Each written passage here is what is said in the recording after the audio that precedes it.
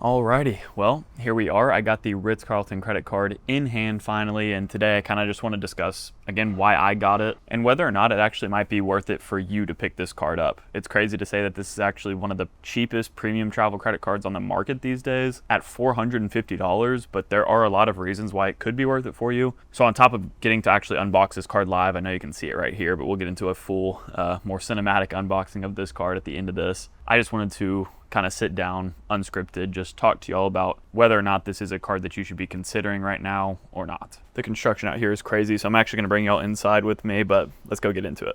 And first things first, of course, we got to talk about the annual fee. Like I said, it is the lowest annual fee of a premium travel credit card for the most part. I mean, you have the Venture X at $395, but even comparing it just to the other high-end hotel cards here, we have the Hilton Aspire at a $550 annual fee, so the Ritz-Carlton's $100 cheaper than that, and the Marriott Bonvoy Brilliant with Amex is $650, which is really like the brother of the Ritz-Carlton card. The Marriott Bonvoy Brilliant is offered by Amex, of course, and the Ritz-Carlton card is offered by Chase. So yeah, $450 here is steep, but in the current state of the credit card game that we're in, it's not that expensive, especially when you compare it to the benefits that it has. And we can see how the effective annual fee gets so low. Real quick, I also want to just touch on how you can get this card, since it's not one that you can publicly, just apply for anymore. But basically, you have to have one of the 3 Chase Marriott cards already open. So you can see like the Marriott Bonvoy Bold, the Marriott Bonvoy Boundless, or the Marriott Bonvoy Bountiful credit card. You also have to leave that card open for 12 full months. And since the Ritz-Carlton card is a Visa Infinite, you have to have at least a $10,000 credit limit on one of those 3 Chase cards in order to get it. Personally, I went with the Marriott Bonvoy Boundless route because that card usually has the best welcome offers available, and I got it with a 5 free night certificate offer back in 2023, I guess at this point. They just recently had another one of those 5 free night offers, and some of y'all got to take advantage of that, so congrats. But yeah, usually the Boundless is the way to go. $95 annual fee. Let's go ahead and just pull it up real quick. So yeah, $95 annual fee here, but the main benefit that it offers is going to be that free night award every year on your account anniversary, which is right here. You can redeem that for up to a 35,000 point hotel, while also being able to top it off up to 15,000 more points for a total of 50. So if you were to get this offer here, this is to earn 3 free nights, but if this was the 5 free night offer, then you effectively earn like enough for 250,000 points worth of free nights with Marriott, because these are up to 50,000 points for the welcome offer. And then after your first card member anniversary, you start getting 35,000 point free night certificates on top of that. And yeah, it's just a good way to keep your Marriott point balance kind of topped up, even though you're just mainly getting free nights from it. It also, of course, comes with other stuff like Silver Elite status, 15 Elite night credits. But really, this card is just to get for the welcome offer and then have the option to upgrade to the Ritz after a year.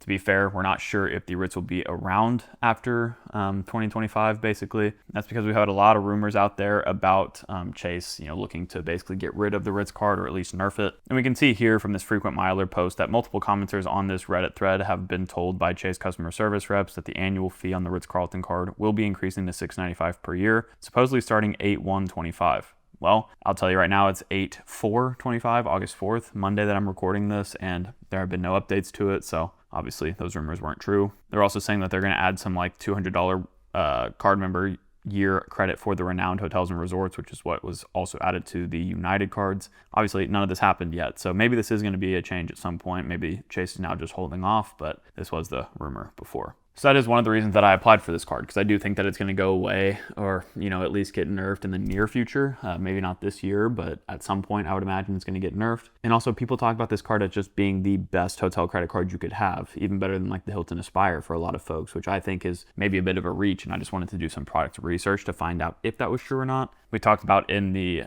why I got the Ritz-Carlton card video, how I think that this card is overhyped for what it is, and it's really just like basically in line with what the Marriott Brilliant card here offers you, just for a lower annual fee, but it has maybe some worse benefits compared to the Brilliant, depending on what you're looking for. Main selling point for the Brilliant is going to be it has an easier credit to use, well, subjectively easier, or just a dining credit of $25 a month, but also it has the same free night award as the Ritz card, which is good value. Could be worth up to like $850 or so. But it also gives you the Marriott Bonvoy Platinum Elite status. The Ritz-Carlton card, on the other hand, let's go ahead and pull that up. It's going to give you Gold Elite status, which really doesn't amount to much from what I've been told with Marriott, but I'll be testing that out, of course. And you do have a path to get to Platinum. You could either stay 35 more eligible nights in a calendar year because you already get 15 Elite Night credits with this card. You could also pair it with like the Marriott Bonvoy Business. And if you did that, you could get there even quicker, or you could spend $75,000 a year on your card, but I would not do that with this one, of course, because the earning categories on it are not like the best. You get 6x back basically at Marriott properties, technically up to 18.5x right here, as you can see, just because you will be a Marriott Bonvoy member by having this card, and get 2.5x more points because of your Gold Elite status. There are, maybe 3 main ways to get value back from this card, at least to knock out that $450 annual fee. The first will be this $300 annual travel credit. It says it's basically like an airline incidental credit, as you can see here, but in reality, a lot of people have found success, even just using things like United Travel Bank or booking actual flights and then just calling Chase up to activate the credit, and they haven't had any issues. You do have to call them to apply the credit, which is a bit interesting, but yeah, like I said, is actually more lenient than it may sound. Then before we get into this part, I want to talk about the second biggest way, which is going to be, of course, the free night award for up to 85,000 points per night. Like I just mentioned, that's going to be worth, upwards of $850 at the right properties. But the big thing that I've been trying to have y'all focus more on and have myself focus on is that if you're staying at an 85,000 point per night property, you're most likely not staying just one night. Maybe you are, but then at that point, do you really need this card? Like, would you actually only stay one night at one of these luxury properties every year if you didn't have it? But regardless, usually you're not just staying one night. You might be staying 3 nights at one of these properties, and now not only are you out this 85,000 point free night award, but you need another, 170,000 Marriott points or $2,000 to book the price of those extra 2 nights, which might stretch you beyond what you would have paid before having this card. So lifestyle inflation, lifestyle creep is going to be big with any hotel card or airline card that's forcing you to travel more than you would naturally, or just not more, in different styles than you would have naturally. So keep that in mind, but it should be really easy for people to get value from this. And if we think about the fact that this $300 annual travel credit already brings your effective annual fee down to $150, technically you just need to book, a room once per year that's worth more than $150 to break even, which is super easy. And that's why people say this card is so great. On top of really what could be the biggest benefit of all, and that is that this is basically the cheapest card to get a Priority Pass Select membership with guest access as well. Not to mention, this card also gives you access to the Chase Sapphire lounges. Maybe we can find that in here as well. Yeah, you can see here that the Priority Pass Select membership with unlimited guests and it's Sapphire Lounge access with unlimited guests. I think the actual guest policy for the Sapphire Lounges is only 2, if I remember correctly, but well, at least that's what I thought. But it looks like the points guy's also quoting that you have unlimited guest privileges with the Sapphire Lounges, so maybe I was wrong about that. But and further than that, your authorized users also receive a Priority Pass Select membership and all the same lounge access, which is something that we've seen, like the Venture X, for example, recently take away from their card, which makes this one even more powerful at just a $55 higher annual fee than the Venture X. So literally you could get this card as like your permanent lounge access card and be set. Well, maybe not permanent because I do think it'll get nerfed, but regardless, right now it's really the best lounge access you can get for the cheapest annual fee. And effective annual fee wise, definitely really cheap if you properly utilize the $300 annual travel credit as well as the 85,000 point free night certificate. There are other things this card comes with too, but I think we covered most of it here. And the question really is, does this card make sense for you? Does it make sense for you over a card like the Marriott Brilliant that may have a better, well, not better, it has a actual sign-up bonus on it, so you could obviously grab this one and be pretty well set up with some Marriott points. Plus you get the theoretically easier dining credit and Marriott Bonvoy Platinum Elite status, save free night award. So this could be a better option for you if you're willing to stretch that $650 annual fee, but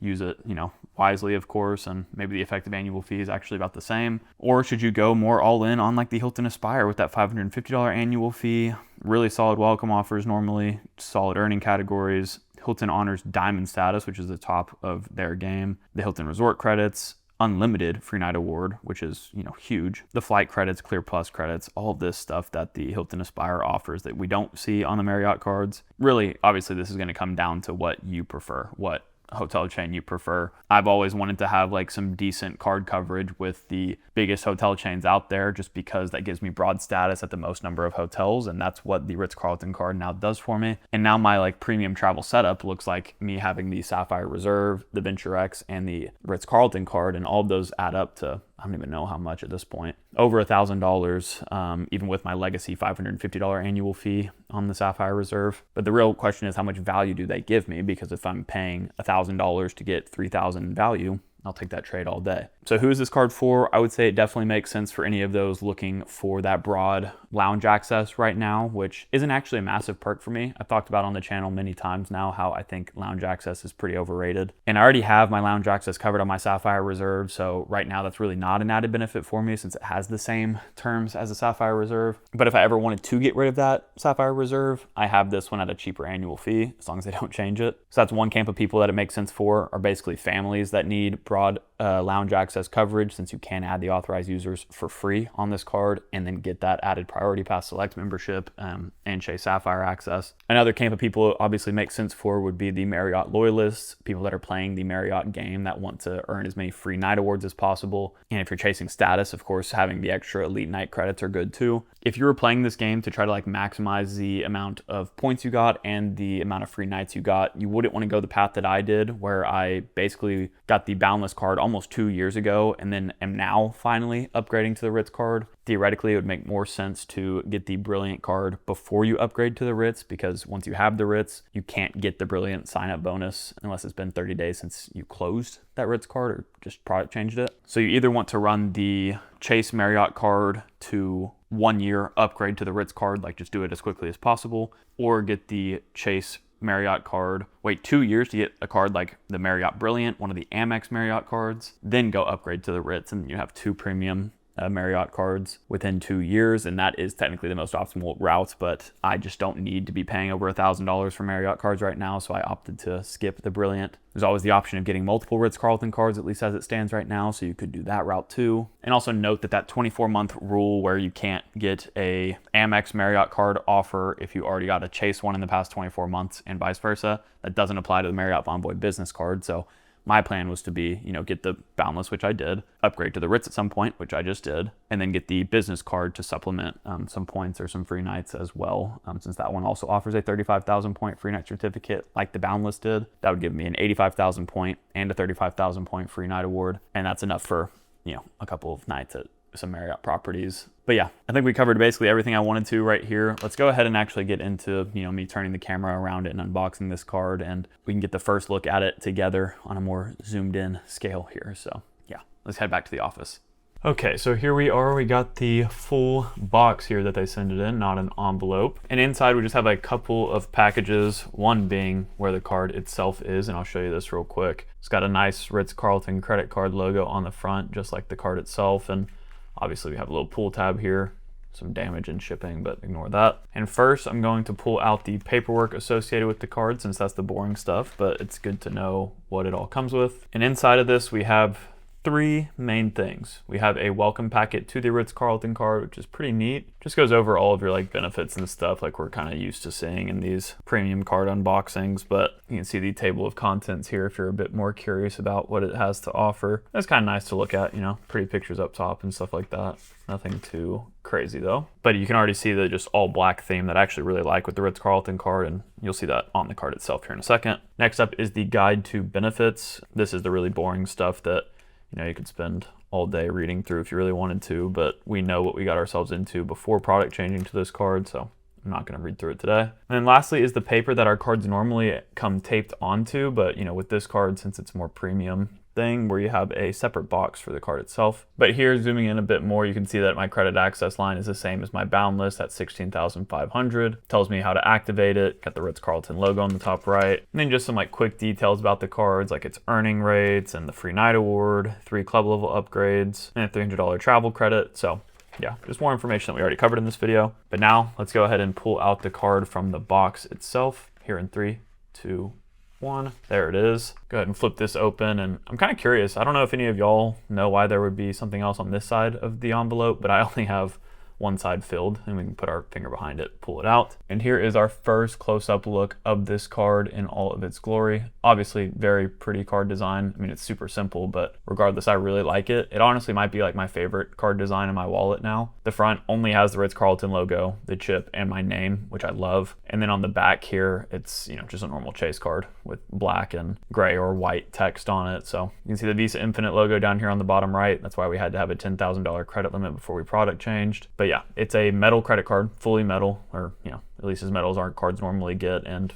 does not have much bend to it. Super premium. I wish I would be using it more physically, but I'm just not going to use it for anything outside of Marriott purchases. I want to compare it real quick to the other cards I have in my setup. Like I said, it's one of my favorite designs, but I have some other good ones too. Its closest competition, of course, will be the Bilt MasterCard here. Bilt also has a really clean card design. I like the blue accent on the top right of it, but you know, comparing them side by side, the Ritz card is definitely sleeker, which I like. Other than that, I have the Sapphire Reserve and Venture X. That would be like my next two best looking credit cards, I'd say. And I don't have the new Sapphire Reserve design yet, but we'll see how that one compares in the future. Here is the old Sapphire Reserve design, which I have said that this is my favorite just because it's mostly black with the little blue in the top right, which is actually similar to the Bilt card. And the engraved Sapphire Reserve and all that logo and stuff is really nice. Then the Venture X is also super clean, super minimal, just a navy or bit lighter than navy kind of color here with silver accents too. So you can see I kind of like the super simplistic designs here. And yeah, I think the Ritz-Carlton honestly stands out to me as my favorite right now, but curious to hear y'all's thoughts. With all that being said, if you want to learn more about the best hotel credit cards on the market, I would highly recommend you check out this video next. And as always, I really appreciate y'all watching. If you enjoyed it, please consider leaving a like and subscribing to the channel, and I'll catch you guys next time.